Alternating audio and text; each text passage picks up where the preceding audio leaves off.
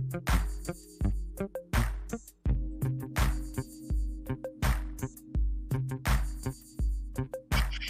feel like an asshole.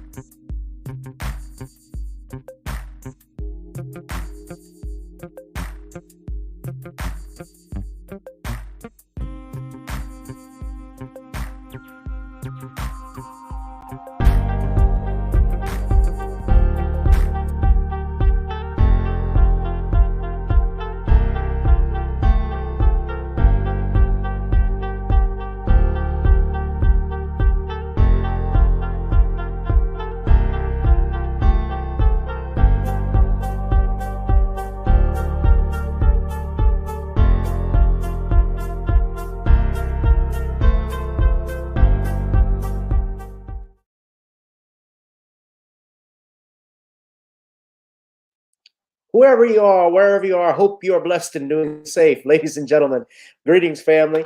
Of course, I'm tuning in. You see me without the glasses off today. But if you're looking for some opportunities, particular advertisement opportunities, then look no further at the link at the bottom to my email address. You can hit me up for advertisement opportunities. We are supporting and promoting your businesses here on this channel.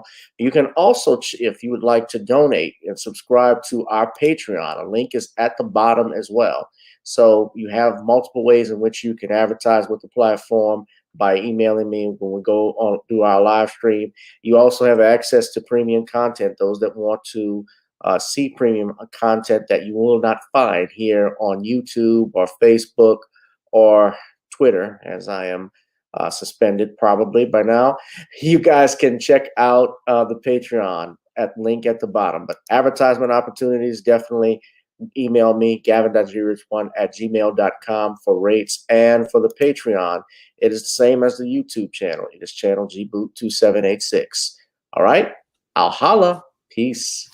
Yo, what's up? What's up, family? Welcome, welcome, welcome to an exciting edition of Random Topic Tuesdays. Welcome, welcome, welcome. Ladies and gentlemen, whoever you are, wherever you are, I hope you're blessed and doing safe. We are live, and I'm coming at you with 5. As always, it is Random Topic Tuesdays, the hottest live stream here on YouTube, on X as well. If you're watching via Gavin Richard or gboot2786 on our YouTube channels, thank you very much. And we're going to, of course, I have at the ticker at the bottom, if you love me for my time, then pay me for my time. Cash App, PayPal, GooglePay, Zelle. We take everything. We even hell. I couldn't think of nothing else that rhymed. That was just how quick it was. Anyway, welcome, welcome, welcome. I see some strangers I haven't seen in a while. Vaughn Nasanian, welcome back. Vaughn is doing fine. I haven't seen you in a while on YouTube. I mean, look, I know they shadow ban us on YouTube, and we still have loyal followers. I still have loyal subscribers who will still comment. Van has been here for a long time, as well as Danielle. Um, some other people I haven't seen. Uh, Salute to Derek Bailey. Haven't seen in a while. I haven't seen Darius from Atlanta. I wonder how he's doing. I know life happens, things happen. So hope everyone is doing fine. Those that haven't seen, if you are there, but YouTube has us on a shadow man, but we still have people that watch and people that will comment. I still get notifications of people that comment on videos, live streams that I've posted long ago.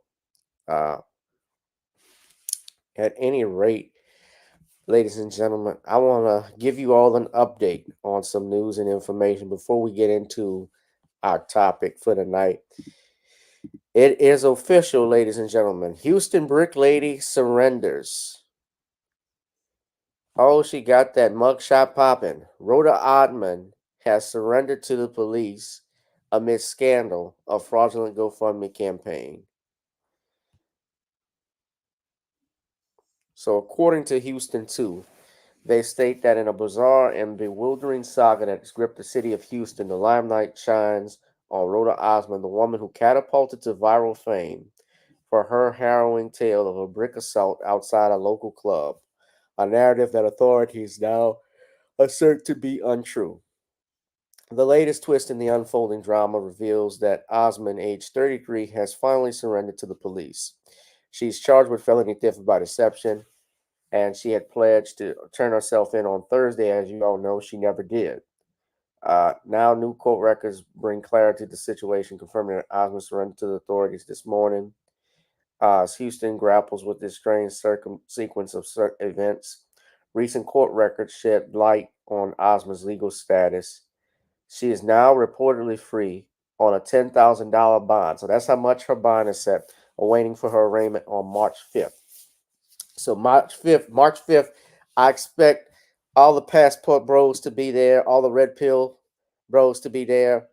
Dennis Sperling might be in there.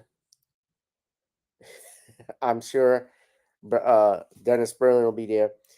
Yeah, Uncle D. So, what a bond is, and those of you who don't know what you talk, just FYI for legal purposes, a bond is a promise for someone to come into court. So, you have to make an appearance. A judge or a commissioner will set a bond at a rate, and a person typically here in Louisiana, if he sets a cash, property, or surety, that means you have to have property or cash or surety, which is what a bail bondsman usually does. People that go post bond, and you have to pay 12.5% of that bond. So at a maximum. So she's looking anywhere from 1,000 to 1,250. I don't know how it is. I'm assuming it's the same way in Texas. $1,200 essentially in Houston to take care of her bond. So she's free. So the bond was posted. So the charges against her are severe, accusing her of fabricating significant elements of the story she presented to the police. Back in September, as you know, she claimed she was hit by an unruly man whom she rejected with a brick outside a club. They're stating, the police are saying, this never happened. So a friend who was with Osmond, now here's the thing, a friend who was with Osmond on the night of the incident reported to police that she did not believe Osmond was hit with a brick. Despite these inconsistencies, the initial social media post led to GoFundMe, the fundraising website. She set up a GoFundMe through a friend, $42,000, and since then the crowdfunding page has been deactivated. And accordingly, this isn't the first time she has done these such tactics. They say in 2020 she reportedly created another GoFundMe page claiming she was assaulted by a security guard in Minneapolis, which never happened. Yeah, and we showed the video of the brother Olin Douglas. I'm still trying to see my people in Houston if she could be. We could get that brother on. You asked me, Danielle, could this? No, this is not on a federal level. The answer is no. I don't see that happening because federal crimes. It didn't happen in federal jurisdiction. It didn't happen, on federal land. It didn't happen. Obviously, I don't see a federal law being broken. Typically, it's fraud. If the theft is, it's fraud. Now, she raised this back last year in September of last year, $42,000. What did she do with the money? Is the question. Now, if you're taking donations in charity, that's a tax write-off. But I don't see the feds. Short story, I don't see the Fed this being raised to a Fed level. No, they're not gonna waste their time with it. If the state has it, typically by fraudulent stuff, yeah. Now, if you're talking about something in the millions of dollars that were stolen, they have been instances where if people are in charge of a trust and they create phony tax shelters and they do stuff like that, then yes, the feds could come in there because then it would seem like you're creating income tax evasion, which is a federal crime. I don't see this because it's a theft charge being raised. But March 5th, I'm going to mark my calendar because I might just very well go to Houston. Houston ain't but a 4-hour drive from New Orleans. They ain't nothing but 4.5 hours from here. I got people in Houston. I like to be in the H-Town. Race H-Town stand up. So I'm going to try and reach out to this brother, Olin Douglas.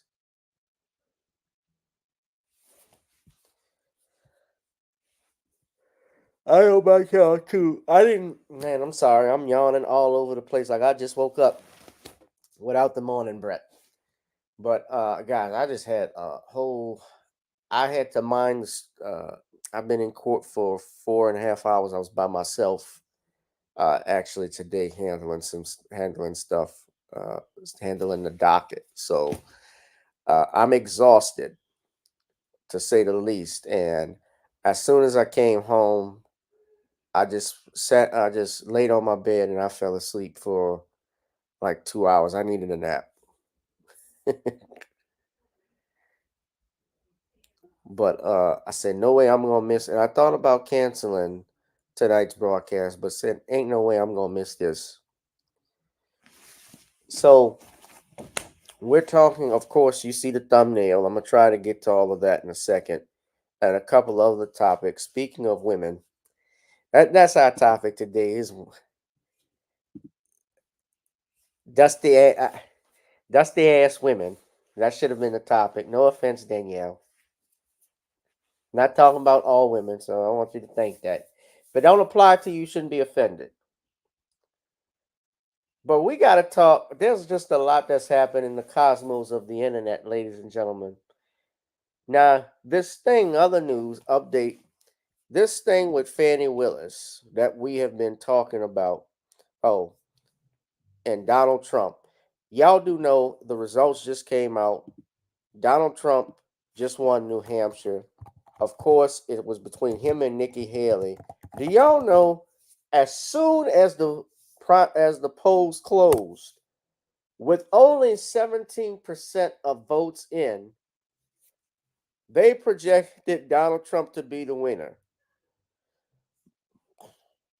Nikki Haley, who doesn't believe that America is not a racist country, is the only one left in the race, and her ass better back out. So Trump won with only 17% call in. So this is what NBC News. Donald Trump has gotten closer tonight to planning to stay in the race. Do y'all know that? She's planning to stay in the race. He won, so 55% with 33% in. She still wants to run. And she done got Judge Judy from out of her wheelchair to campaign for her.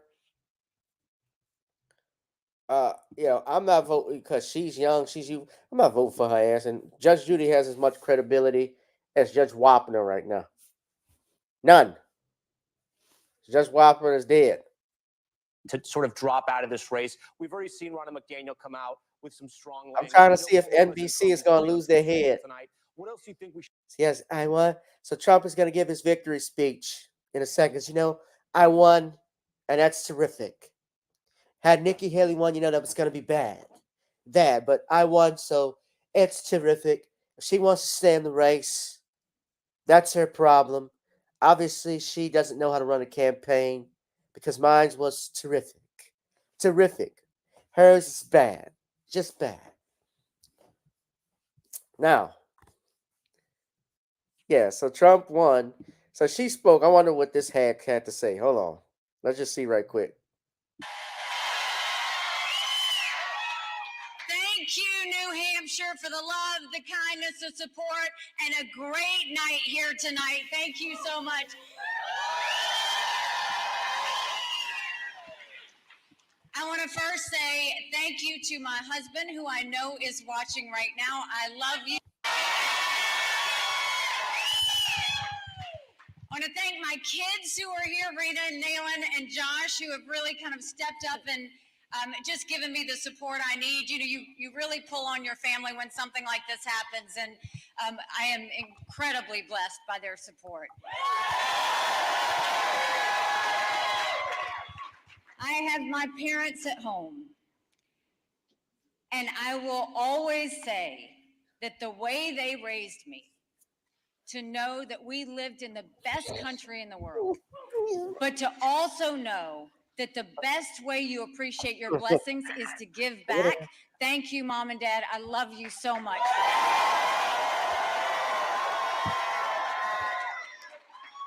To my siblings, to my in-laws, to everybody back at home, to Vicky for helping me take care of Mom and Dad. Thank you for that. I will tell you, it feels like it's been a lifetime, but for me. I voted for Trump twice. I was proud to serve America in his cabinet. I agree with many of his policies. I decided to run because I'm worried about the future of our country and because it's time to put the negativity and chaos behind us. I'm already bored. She ain't winning nothing. This is useless. Sorry. So I don't want primaries. I want y'all to see this too. I saved this in my vlog. This is my watch later. Oh, I want y'all to see this because that was Trump. Oh, that was Trump, and there's Mushmouth right there. Hold on. Mushmouth is standing behind him. Tim Scott.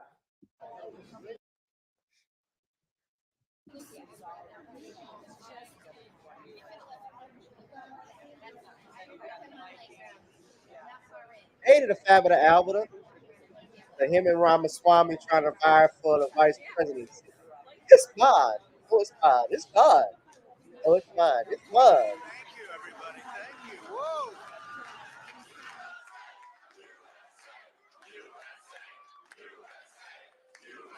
It's right.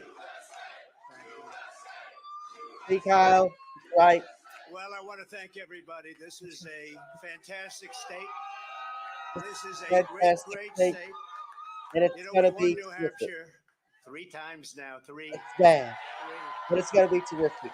We win it every time. We win and he's smiling more than the cream of wheat man back there. Look at that. It's a very, very special place to me. It's very important. Tim Scott is back there with that bald head looking like a damn chump. We came here and we needed that win, and we won by 21 points. I'm going bald, but my shit look good. And today, I have to tell you. I don't know. His head is so big, it's causing him to lean back. Y'all see that? But then somebody ran up to the stage all dressed up nicely when it was at 7. But now I just walked up and it's at 14. But she ran up when it was 7. And, we have to do what's good. And she was up and I said, wow, she's doing like a speech like she won. She didn't win. She lost. And, He lost. Last week we had a little bit of a problem, and if you remember, Ron was very upset because she ran up and she pretended she won Iowa. And I looked around, I said, didn't she come in third? Yeah, she came in third. And then I looked at the polls. She was talking about most winnability, who's going to win. And I had one put up. I don't know if you see it, but I have one put up. We've won almost every single poll in the last 3 months against crooked Joe Biden. Almost every poll. Joe. And she doesn't win those And polls. she doesn't win those calls because it's fair. And she doesn't win those. This is not your typical victory speech, but let's not have somebody take a victory when she had a very bad night. She had a very bad night. And you have the now very unpopular governor of this state. This guy, he's got to be on something. I've never seen anybody with energy. He's like hopscotch. And I'm watching this guy, and 2 weeks ago I said, we're going to win in the landslide. We're going to win. About 3 days ago I started saying, well, we want to do well. That's a big difference.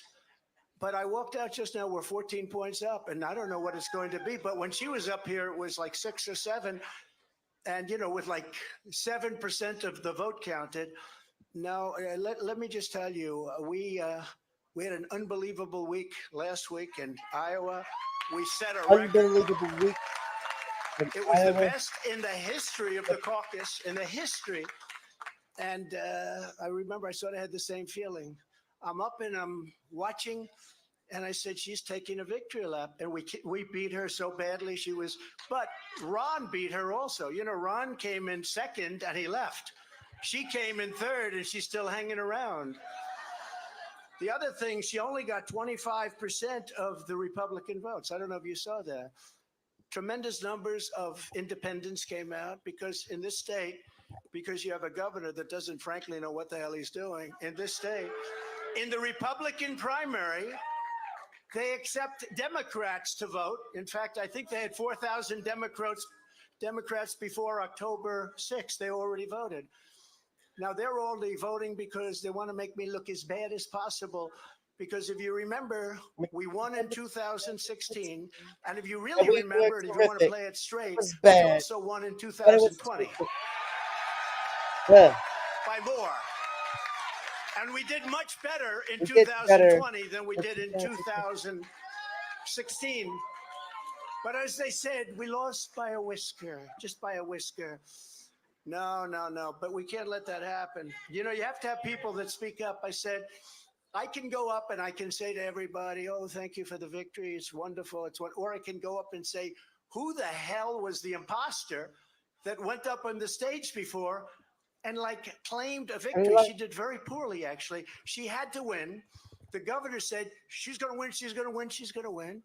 Then she failed badly. Now I have here, if he promises to do it in a minute or less, but the only person more angry than, let's say me, but I don't get too angry, I get even.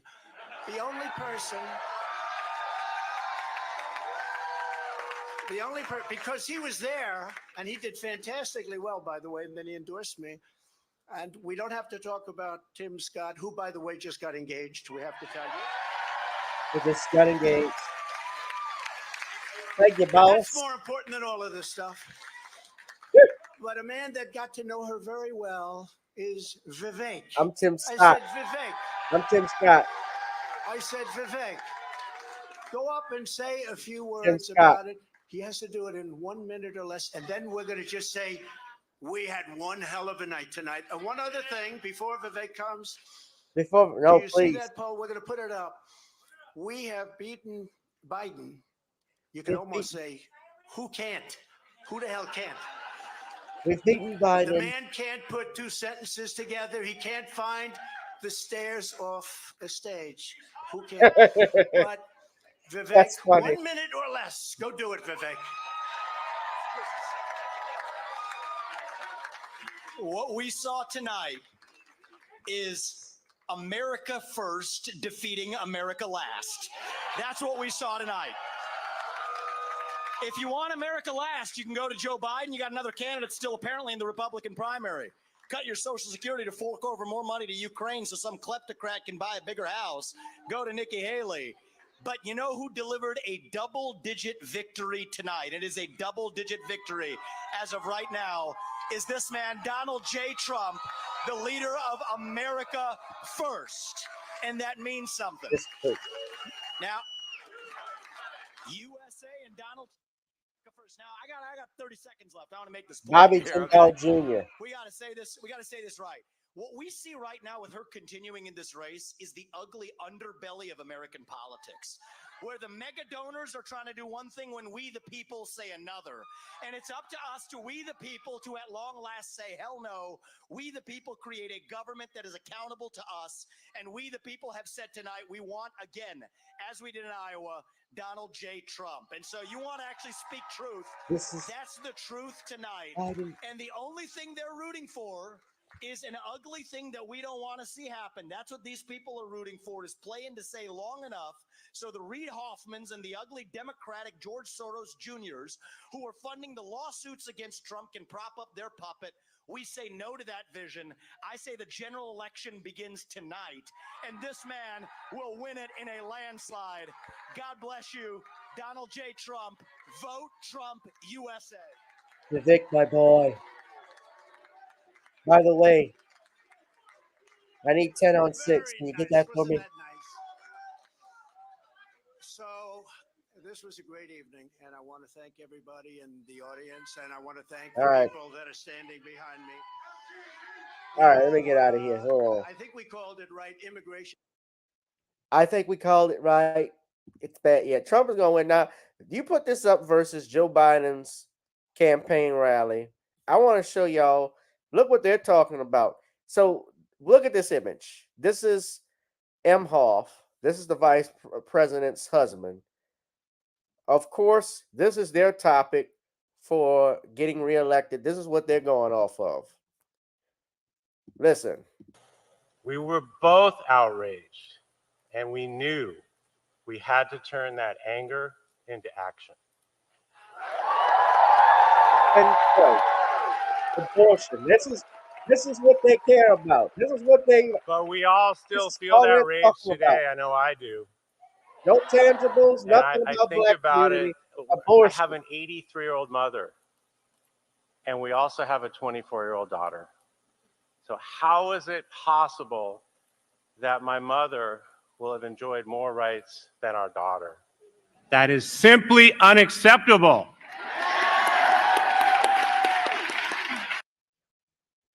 You forget your mother had to have you, and then you had to have your daughter. If your mom had aborted you, you wouldn't be there. But this is what Biden, this is what their campaign on. This is their campaign. Carriages and toilets because they were refused care. I have met women who went to the emergency room and who were turned away because doctors were afraid they would be thrown in jail for providing care. Just yesterday, I was in Wisconsin for the first stop of my National Fight for Reproductive Freedoms tour.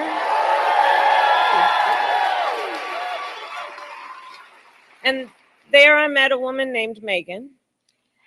Because of a law that Wisconsin passed in, get this, 1849, that extremists then used in current day to stop abortion, Megan had to go to Minnesota to leave the state she calls home to receive the care that saved her life. Across our nation, women are suffering. And let us be very clear about who is responsible. Former President Trump handpicked 3 Supreme Court justices because he intended for them to overturn Roe. Madam, he intended. This is all she damn near cares about. That lady in the back looks like LaToya Cantrell. It's not her. Is the architect of this healthcare crisis. And he is not done. And he is not done. And the extremists are not done.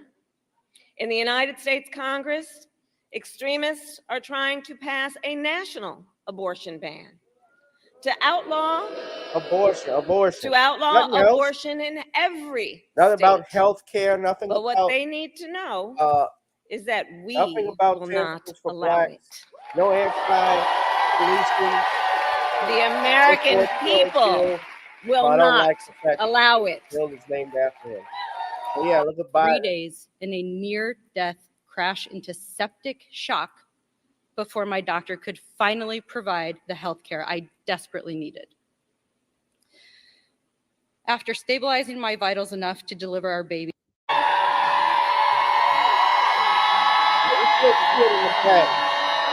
a big sign that's having this full road.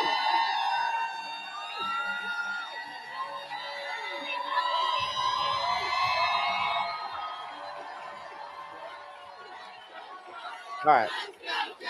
But y'all get the point of this. I'm not going to, Joe Biden is going to speak. Light on so many issues affecting women's rights, not just this one. And Amanda, thanks for the introduction. You realize how much courage it takes to do what she did?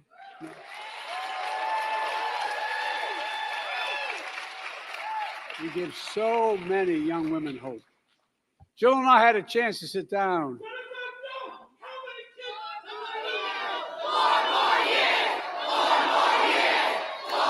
Somebody, I think, was trying to speak out a protest against abortion, and then all of these people said 4 more years for the plant sector.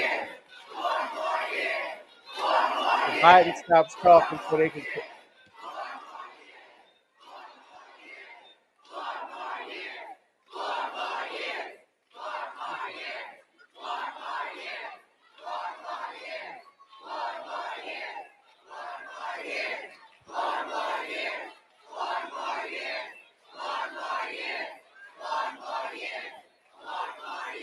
All right, I've had enough. We gotta get back on topic, but y'all get what's going on.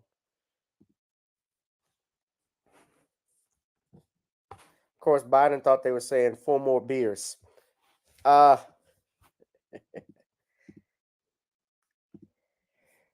So we gotta talk about that. So I just wanted to highlight. So that's what all they care about. So anyway, 2 things I want to talk about.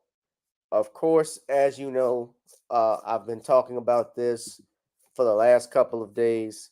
As you know, Fani Willis, that situation with her in Georgia, a judge ruled that the divorce records of Nathan Wade, who was the special prosecutor in the election interference scandal against Donald Trump and several of co-defendants, he's agreed that to unseal these records. Now, what that means, now as I stated before, I've never heard of, there you go, Danielle, speaking as a black woman that I am, most black women are not speaking on abortion rights. No, because they're not going to kill their babies. No, but that's for white women. That's a priority thing for white women and people that want to have, that don't know how to practice family planning. People who don't know how to keep it in their pants. But what happened anyway is that a judge has ruled that the records from the divorce proceeding, this happened on Monday, there was a hearing, and a judge by the name of Judge Henry Thompson decided the case should be available to the public and heard arguments as to whether or not Fani Willis should sit for a deposition. So what happened, as you all know, Michael Roman, through his attorneys, claimed that there was an improper relationship between Fani Willis, who was prosecuting his case, and the special prosecutor.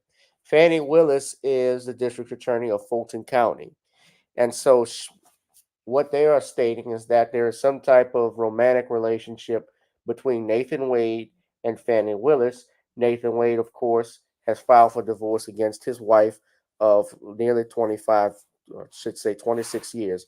Jocelyn Wade also states that he has deliberately, Jocelyn is his ex-wife, he has hid his true earnings, totaling almost $700,000 for his work as a special prosecutor, from her in an attempt to avoid having to pay his fair share alimony in the divorce. Now, the details from this are coming from the New York Post. So on January 8th, their alleged romantic relationship between Wade and Willis was exposed in a filing by the defendant, Michael Roman. He claimed that there was an improper relationship, presented a professional conflict of interest, and amounted to a misuse of county funds, and asked for them to both be dismissed. Now, he has provided no proof of these filings. However, he cited Wade's divorce file as a source of the proof. Wade had initially filed for a divorce a day after he was appointed special prosecutor, then immediately asked for the documents to be sealed, hinting they contained information he did not want the public to see. Of course, a divorce proceeding, any divorce lawyer will tell you, it's very rare for a divorce proceeding to be hidden from the public, to be sealed. You seal things from the public so that you don't want that to be seen. Anything dealing with juveniles is automatically sealed from the public. Anything like dealing with Social Security information, records you might have filed, yeah, you don't want that exposed to the public. Something like this should not have been exposed to the public. Something like this doesn't seem correct. So a judge held off in his ruling. The judge basically stated that the records would be unsealed. However, he did not rule that Fani Willis would have to sit for a deposition. So just to clarify, and I watched the proceedings, it was like 24 minutes.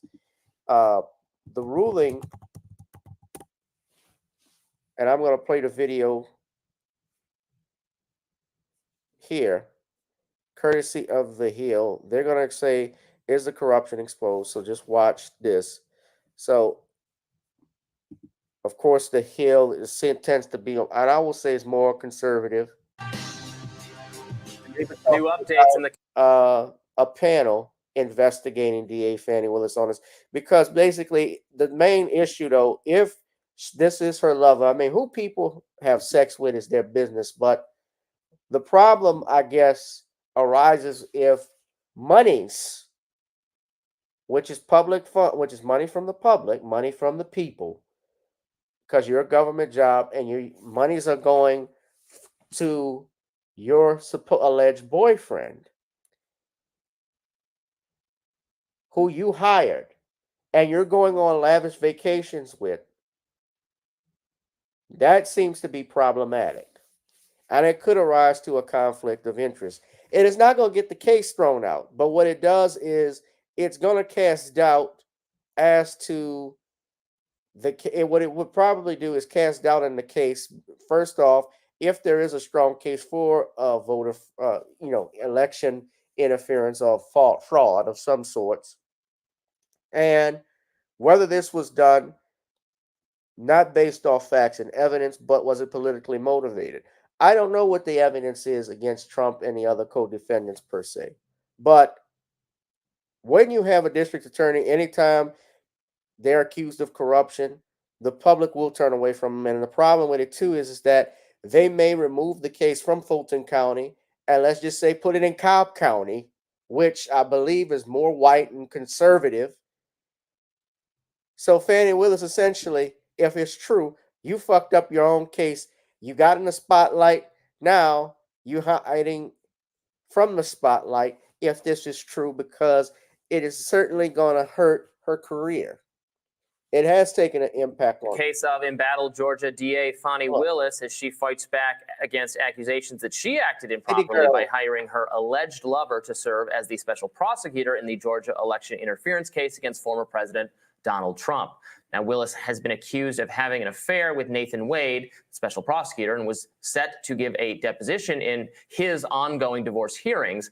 Her deposition had been delayed until Wade himself is questioned on Willis's involvement in the divorce. Now, during a Monday hearing, Willis's attorney argued that his client couldn't be deposed at all, given how busy she is dealing with Trump's election interference case. The presiding judge did not seem convinced and cut the attorney off. Take a look. Coordinates on a monthly basis at least 500 or more cases for indictment. So in this case, of course, the most recognizable issue is that she's dealing with, over in Fulton County, the election interference case involving former President Trump. Well, I tell you what, Mr. Axson, let me interrupt you. Let me ask you just to focus on a part of the law that says the proposed opponent lacks unique personal knowledge of any matter that's relevant. Are you saying that your client lacks unique personal knowledge that could not be discovered some other way? Fani Willis's attorney. I would argue that she does, that the knowledge that she may or may not have, it is not unique. Oh, y'all saw how he answered that? But some are arguing this is all just a distraction. Wait, and that go while back. the allegation against The judge asked him a question. Listen. The knowledge that Unique personal knowledge of any matter that's relevant. Are you saying that your client lacks unique personal knowledge? The judge asked him, you're saying your client lacks unique personal knowledge. And listen to how the lawyer that could not be discovered some other way?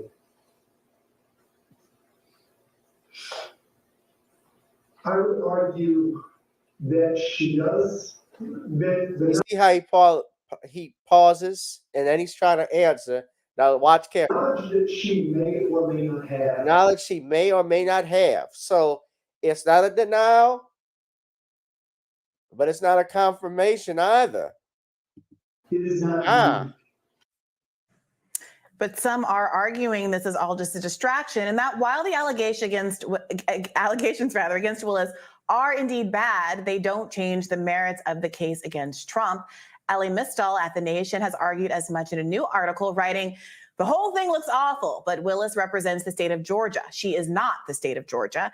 If she and Wade were kicked off the case or eloped to Fiji or quit to star in the next season of Love Island, the state of Georgia would still have a case. If every criminal trial stopped because a prosecutor was throwing money to some bit on the side, we'd have to open the jails and free a whole bunch of people."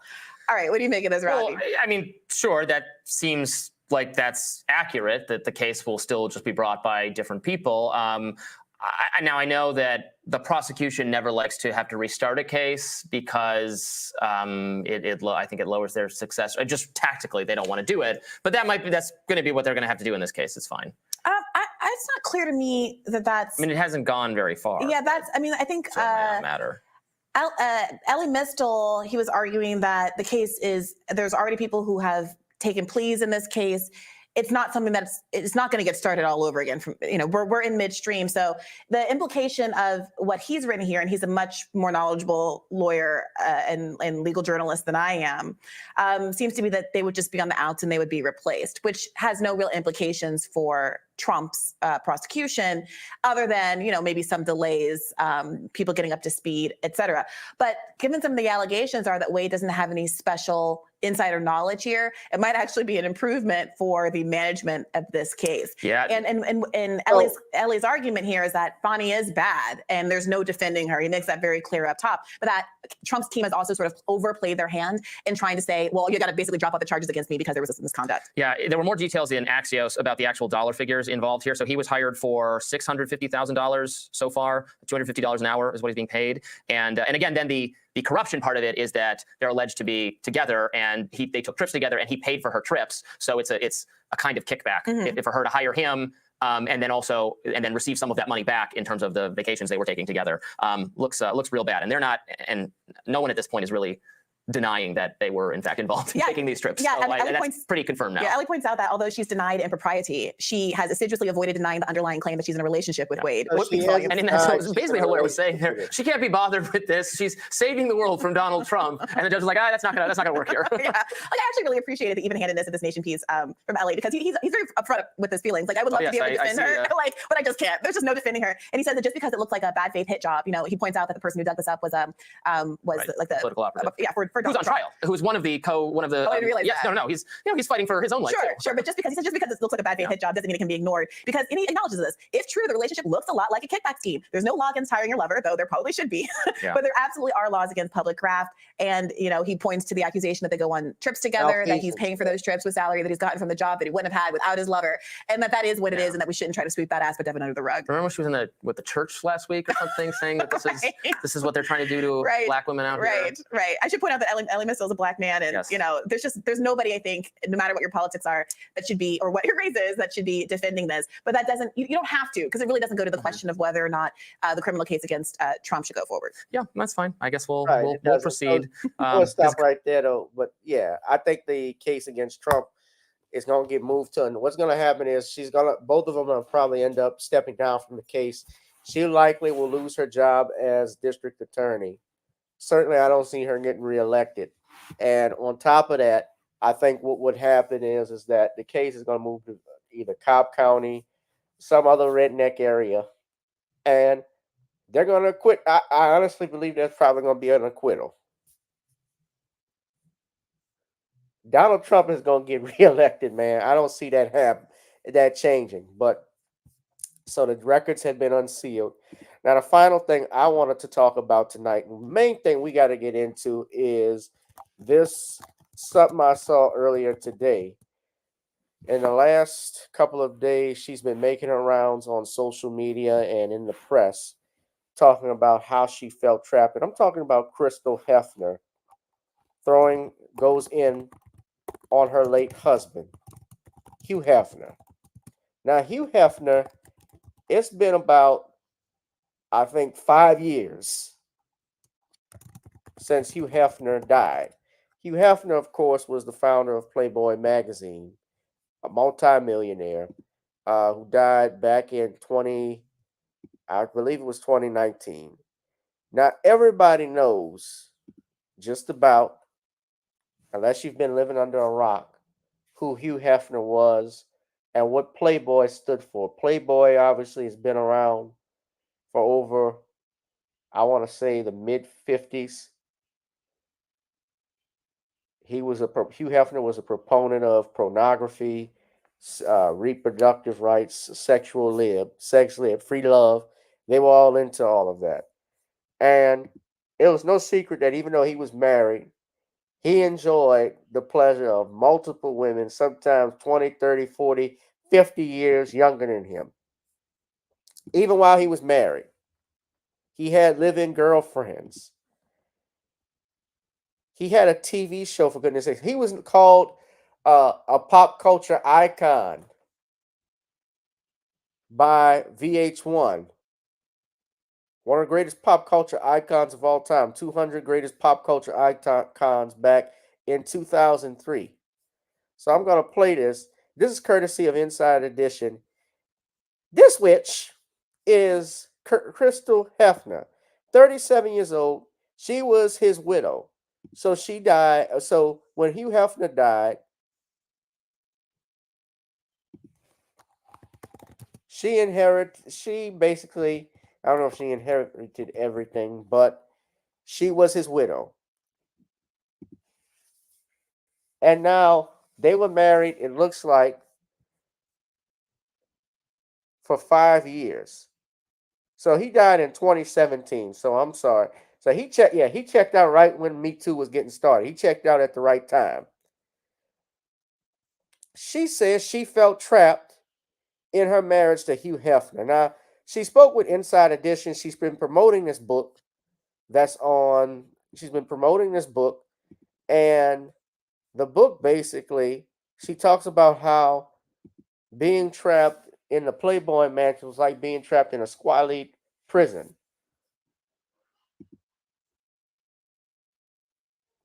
She said this. So, courtesy of Inside Edition, fair use, by the way, I'm going to play. I still wouldn't take. Yeah, she and I are the same age. I'm 37. So Hugh Hefner's widow comes forward with bombshell stories about what life was really like inside the storied Playboy Mansion. And big surprise, she says it was neither sexy nor glamorous. I just knew it was time to just tell the truth because the promise was killing me. Crystal Hefner says she made a promise to the 91-year-old Hefner before he died that she would only say good things. But today, she is acknowledging she suffered from years of emotional abuse. That money It was ingrained in me. Because the money ran low. The money goes low, the crying will show. Or the money goes low, here comes the crying show. That's better. Me to look a certain way, behave a certain way. I had to just like what he liked and go along with whatever he wanted. And that included bleaching her brown hair to the point it actually burned her scalp. Why did you do that? He would like point it out, like, oh, make a cringe face. She says the emotional abuse included his demands in the bedroom. Sex was expected of me. It was all about what Hef wanted, and you just conformed to whatever he wanted. It was. You conform to what he wanted. Now, I'm not going to lie. If I had to have sex with a 90-year-old, if I had to have sex with a 90-year-old every day, I'd probably be sick to my stomach. At that, if I'm with a 90-year-old, somebody please come get me out of there. Now, Hugh Hefner had money. It's no secret. His net worth at the time he died. Now, interesting enough, I remember even talking about this when he died. His net worth was at $43 million at the time of death, or according to Celebrity Network. That was at the peak of Playboy. Now, at the peak of Playboy, so wait, I'm sorry. His net worth was $50 million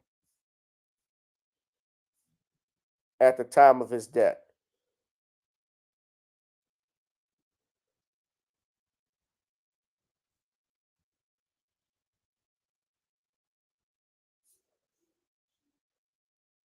Before that, especially in the mid-90s, Hefner's net worth was $200 million. So at the time of his death, he only owned 35% of the Playboy brand and 100% of what was left of the print magazine. But, you know, print magazines are dead now. Everything is going digital.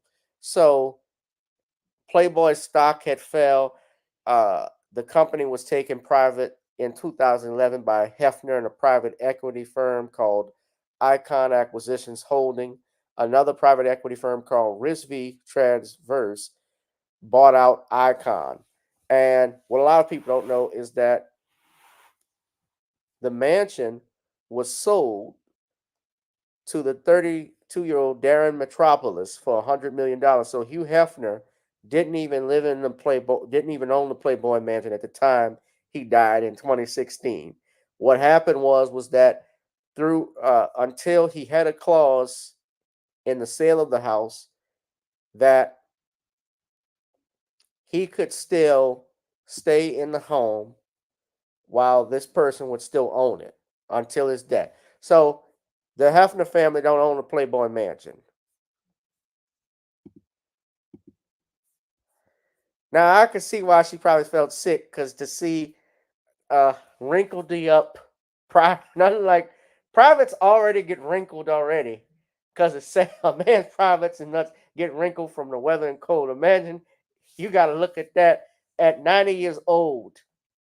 Now them nuts done aged. Them balls have been hit.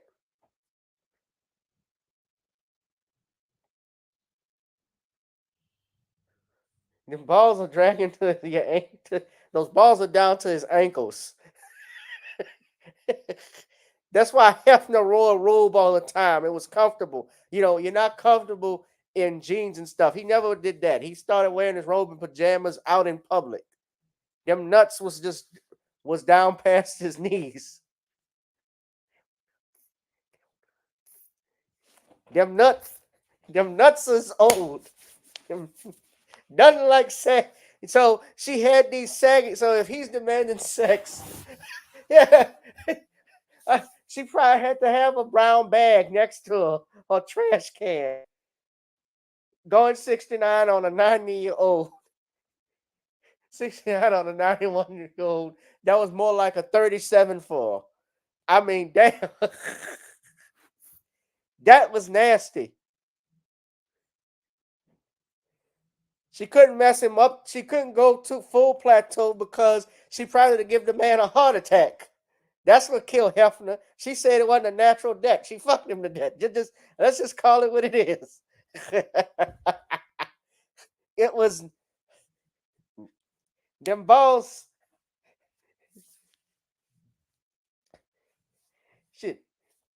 She had, in order to enjoy it, she probably had to play the Golden Girls theme music.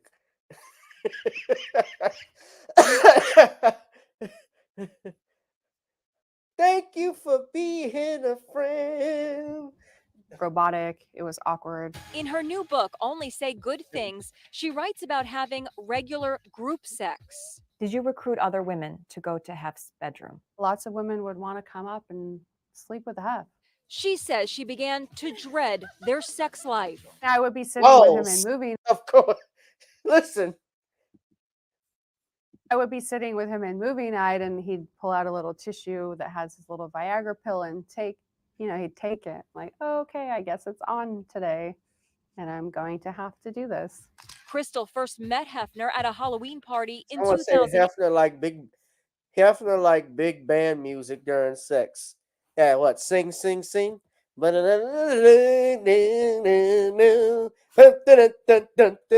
the drum. Who knows? Gene Krupa might have been in. Gene Krupa came back from the dead and played music for Hef while he was mid-plateau. Go Hef, go Hef, go. He probably had cheerleaders for each girl. He made the Playgirls cheerleaders and watched. Hey, Hef, you can do it. Hang on, Hef. Hang on, Hef.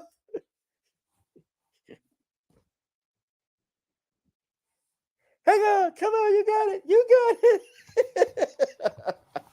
No, Hefner. No, he had 60s music.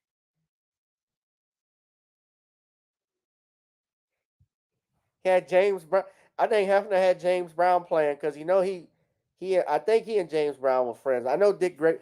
Interesting enough, though, this all jokes aside, Hefner actually was very instrumental in the civil rights movement in an incident when the three civil rights workers, Schwimmer, Cheney, and Goodman, went missing.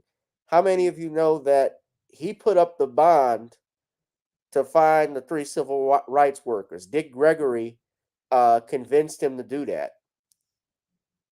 Dick Gregory and Hugh Hefner, and I know y'all know I knew Dick Gregory personally, were good friends. Dick Gregory got his first job working for the Chicago Playboy in 1960. The club there. And when he left, Bill Cosby took over.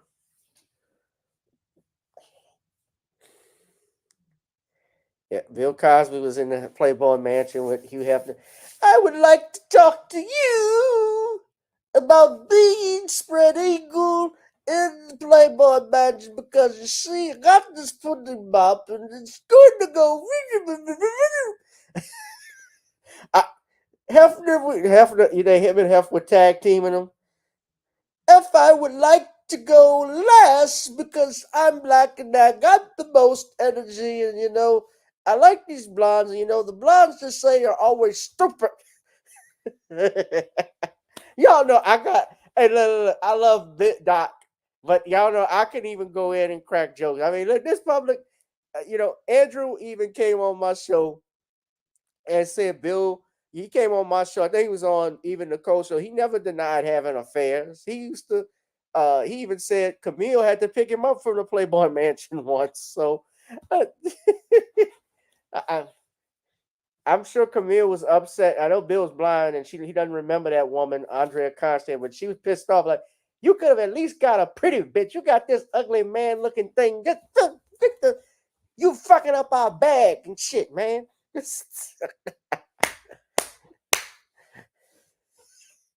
Fucking up here with this she-man. That's all right. I love you, Doc. I think they railroaded you. But let's continue. Let's continue. Now, y'all look at this picture. Does this look like a woman that's smiling? Is this a case of I'm smiling on the outside but hurt on the inside? Or can I get more of this money?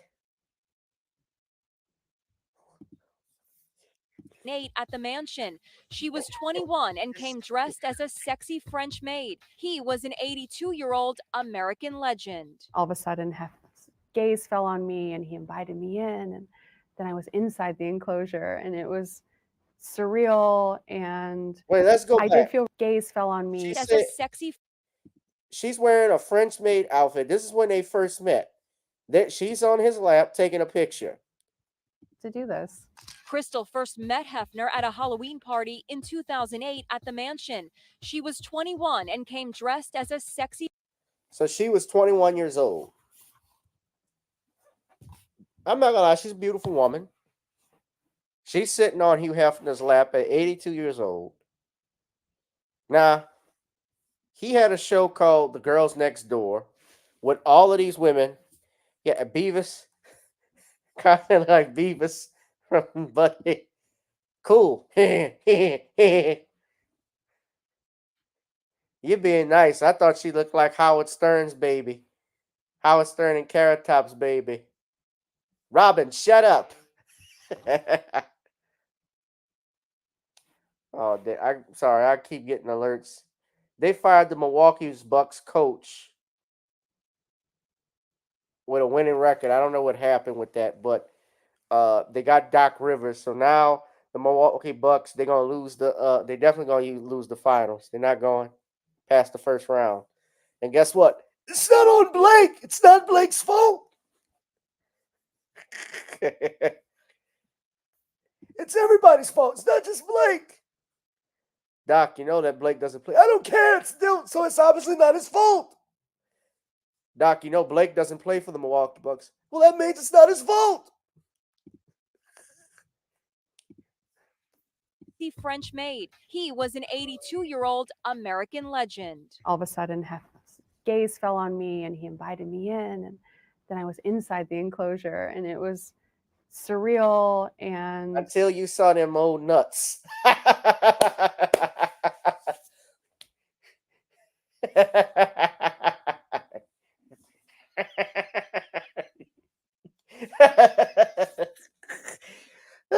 It was great. It was gays, and then I saw his balls.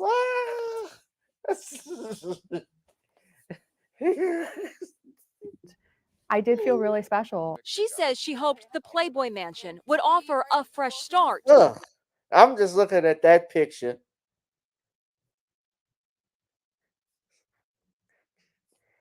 Now, Hef, I just want to thank you first off. I'm ribbing on you. I know you did. I know you're deceased, but already this looks like this reminds me of that scene from The Mummy when Raquel Wise was kissing Imhotep. Just Imhotep.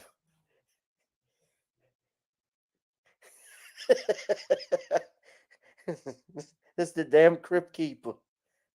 Ugh. Danielle has the right emotion. Now she's kissing it. So they got married. A fresh start after a difficult childhood. When I was young, I didn't really have a stable home. And so maybe part of that was thinking, wow, this is a place I could really belong. But she says the next decade that she spent at the mansion was filled with very dark days. Were you free to leave the mansion? No. Were you in love with Hef? No.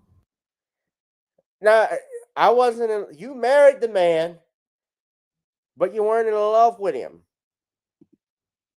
So that tells you everything about this. From look at this woman, this is a textbook gold digger. I was within a relationship with a 82-year-old man I met from 2008. You saw, I know she saw all the girls that were there. You married him and you stayed.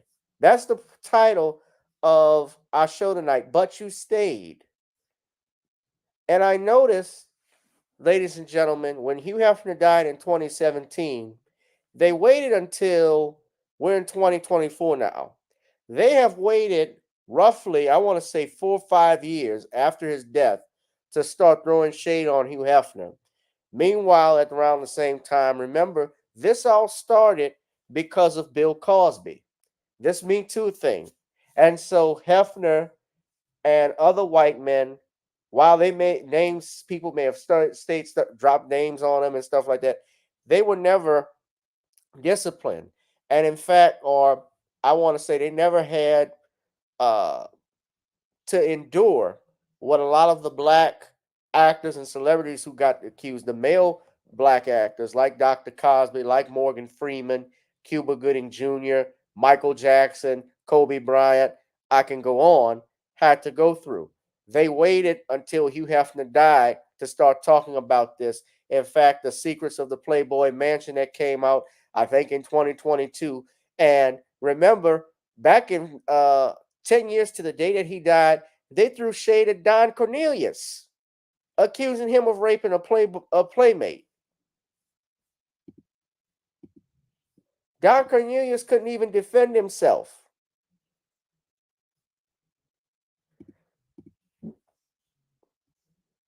Don Cornelius can't even defend himself. The Secrets of the Playboy Mansion. Hold on. So she admits she didn't love the man. She didn't love the man. Gold digging. Why are you here then? Why are you writing a book?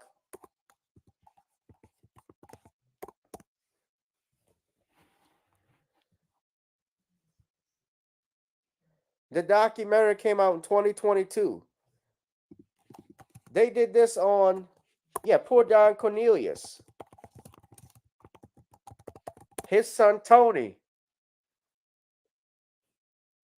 They accused him of drugging and raping and holding 2 women hostage.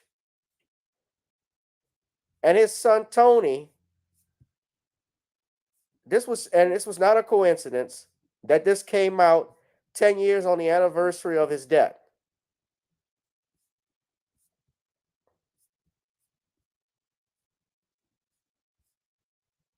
And it was done, and a woman who accused him was none other than P.J. Maston. P.J. Maston, if you read my book, that's why it's important to go get the book when I bring this stuff up, so you're familiar with this, ladies and gentlemen. P.J. Maston is the one who accused Don Cornelius of this. And Maston is the same woman who said that Marv Albert sexually assaulted her. She also said Bill Cosby sexually assaulted her. That's why you got to read my book. She was a bunny mother.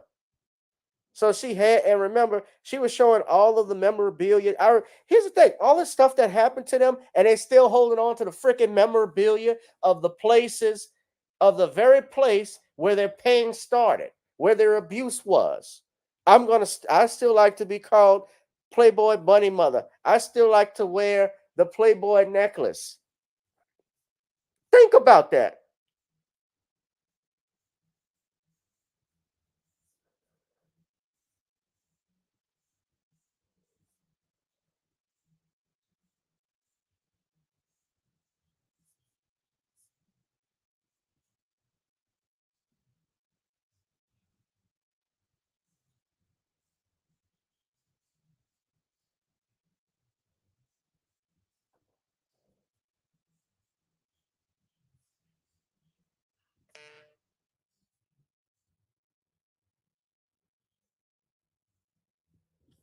Yeah, his son Tony was right.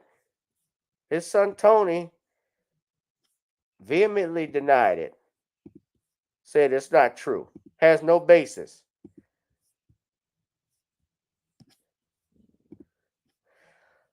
This is PJ Maston here, just by the way. This is Momo Piggy.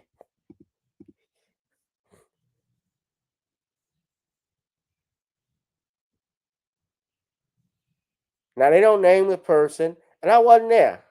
But the man can't defend himself. So she said this. So I'm getting off topic, but we're talking about Crystal Hefner. So she wrote this book on Hugh Hefner, and the point I'm making is they're waiting till now to throw shade on a dead man. And really, in truthfulness, Playboy Mansion, by the way, their sales have suffered. Did you know that they had a transgender a couple of years ago on the cover of Playboy magazine? The first time, I think it wasn't a trans. It was actually it's still a man, but it was actually a man, a flat out real man. They had on the cover of Playboy. And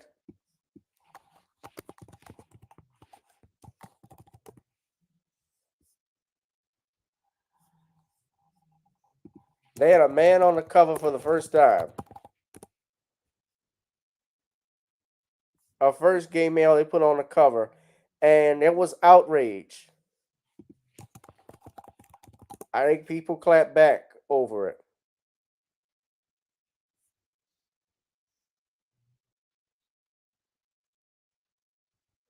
But the thing is, Playboy sales, I can't even tell you if I even had a Playboy magazine. I didn't. I never bought one. Pops might look at the sales from 1960 to 2018. So Playboy at its height was in the 70s to early 80s. It's gone down since 2018. So nobody's watching this shit. This is courtesy of Statista. Nobody's watching this. So the money is low. Now I'm wondering what Hugh Hefner's kids are they going to come to. That's another thing. Hugh Hefner's kids have never come out, to my knowledge. His 4 kids defending their father.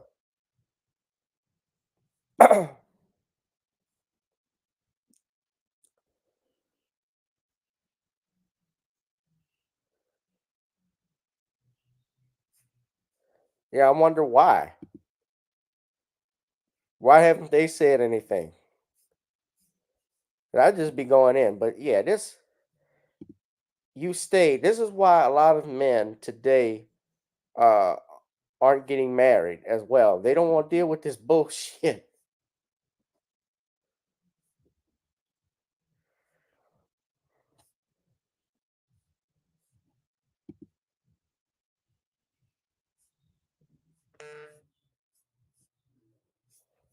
Don't want to deal with this. I ain't saying she a gold digger. She ain't messing with no broke. I ain't saying she's a gold digger, but she's grabbing them balls and balls.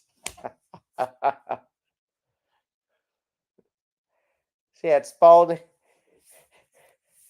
fuzzy tennis balls. Hugh Hefner's fuzzy tennis balls. I wonder, she knows where he put the pipe. Talk about his smoke pipe, of course. She had to conform. I had to do this all the while I was in my jacuzzi and in my limo and in my helicopter. He made me do all of these nasty things. Help me.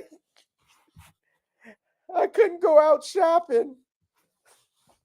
I was trapped. I couldn't go out shopping. Shit, I probably would have held you inside too. No, you ain't gonna use my damn credit card, bitch. I gotta pay this off. I ain't finished paying the first 3 months off.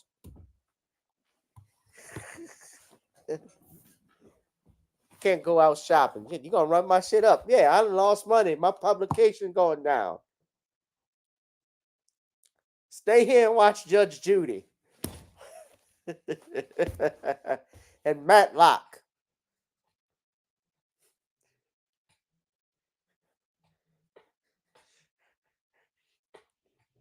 You had to sleep next to.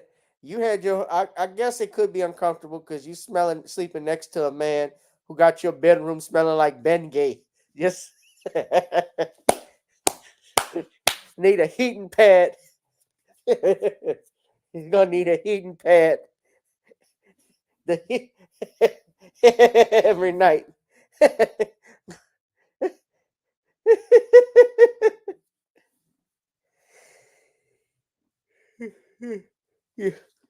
You have a baby, you got insure for him and your son. She has insure for him and the baby.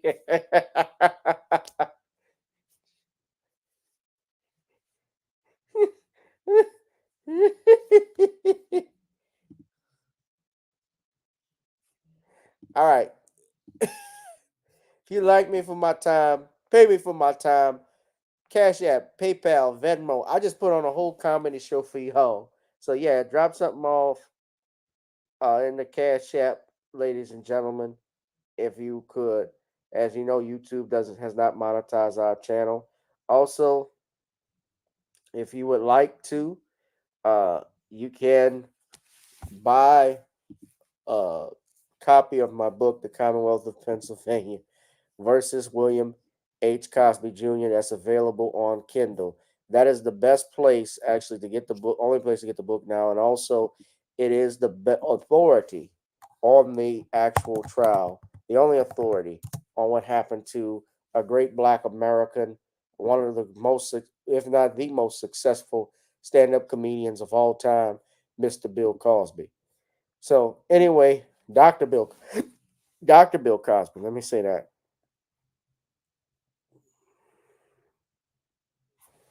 All right. I'm going to wrap this up, ladies and gentlemen.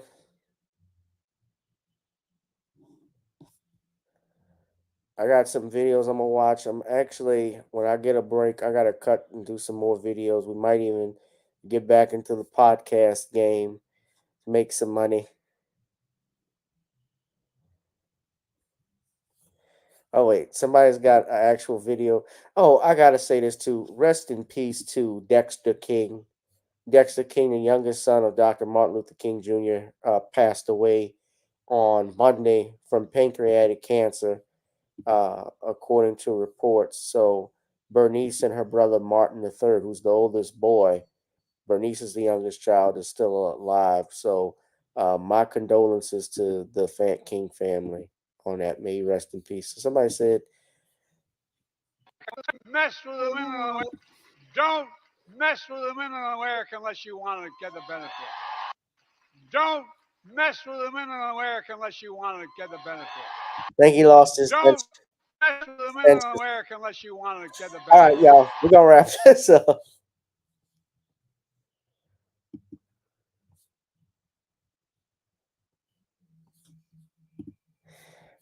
All right, fam. Y'all be safe. Somebody said Megabus is $25. Yeah, it's cheaper than a plane ticket. All right, family. Be one, be safe, and be blessed. I'll holla. Peace.